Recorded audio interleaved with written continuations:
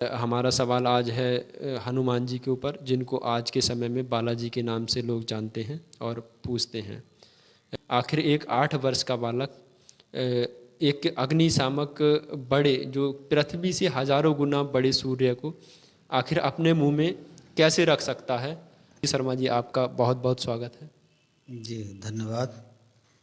तो आपका जो प्रश्न है कि हनुमान जी जब 8 वर्ष के थे तब उन्होंने सूर्य के लिए अपने मुंह में रख लिया था, और इस विषय पर भी समाज में बहुत सारी नकारात्मक बातें सोचने को मिलती हैं, क्योंकि आज का समय जो है वो साइंस का युग है, और साइंस के युग में इस प्रकार की बातों को लोग नहीं मानना चाहते हैं।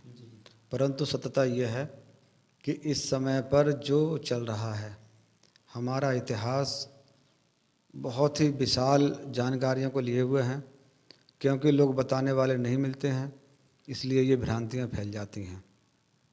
समझने की आवश्यकता है कि इस विषय पर को बताने से पहले कुछ पीछे जाना होगा।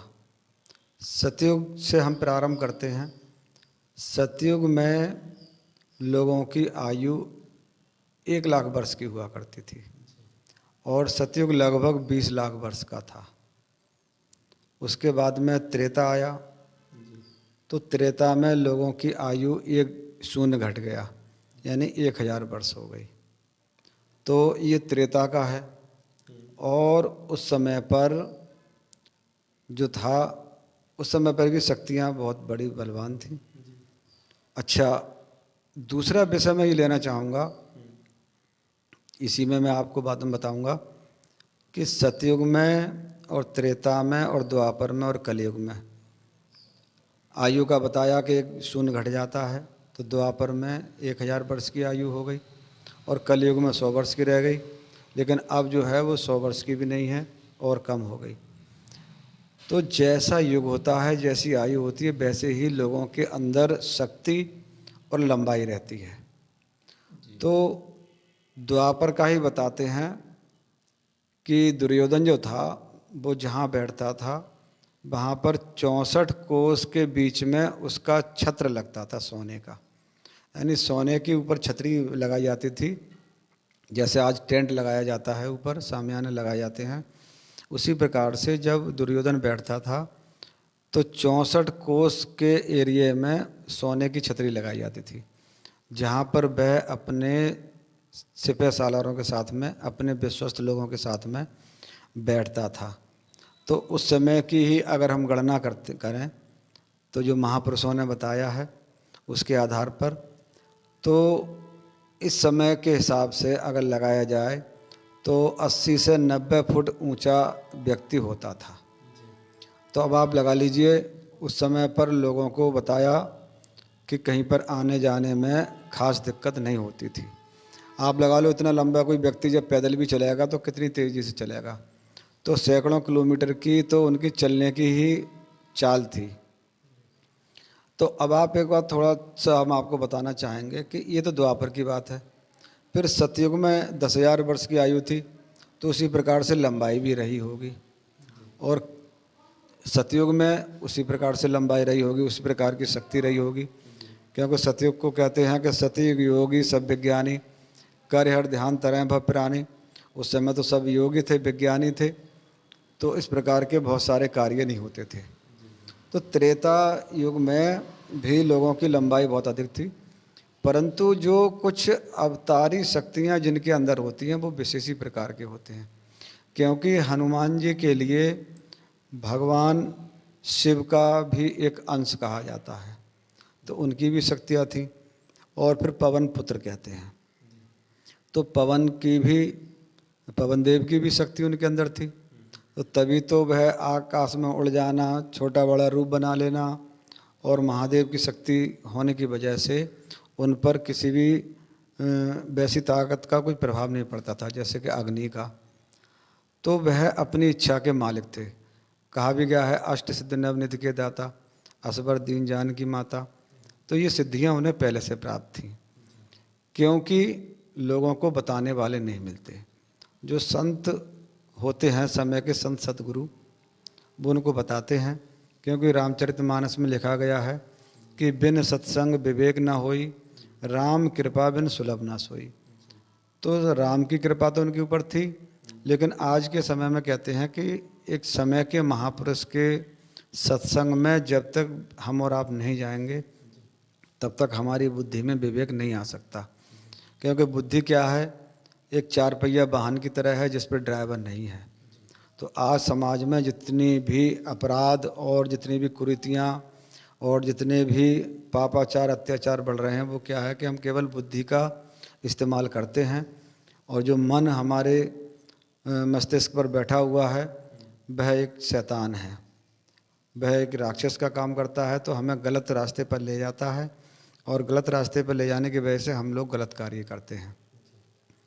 तो कहने का अर्थ यह है कि सत्संग मिलने से बुद्धि में विवेक आता है। जैसे गाड़ी पर ड्राइवर बैठ जाता है तो वह अपने बस में रखता है, तो उसी प्रकार से ये आपको समझने की आवश्यकता है कि ये प्राचीन जो समय थे वो शक्तियों के युग थे।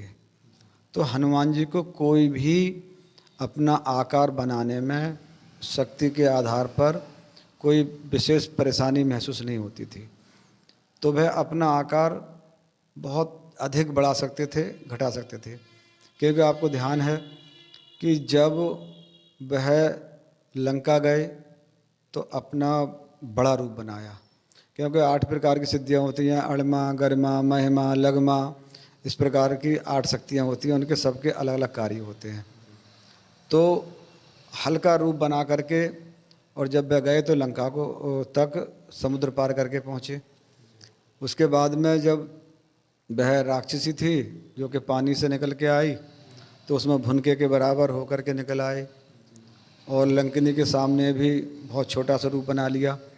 परंतु जब संजीवनी लेने के लिए गए तो संजीवनी उनके पहचान में नहीं आई, सारी औषधियाँ जो है चमक रही थी, तो उन्हें भ्रम हो गया क्योंकि हम गलत औषधियाँ ले जाएं। तो उन्होंने पूरे पहाड़ को उखाड़ लिया। तो उन्होंने उस शक्ति का इस्तेमाल किया जिससे वह बड़ा रूप हो करके, और उन्होंने उस पहाड़ को उखाड़ लिया। परंतु आसमान में ले जाने में दिक्कत होती, तो उन्होंने पहाड़ को और अपने रूप को भी हल्का बना लिया।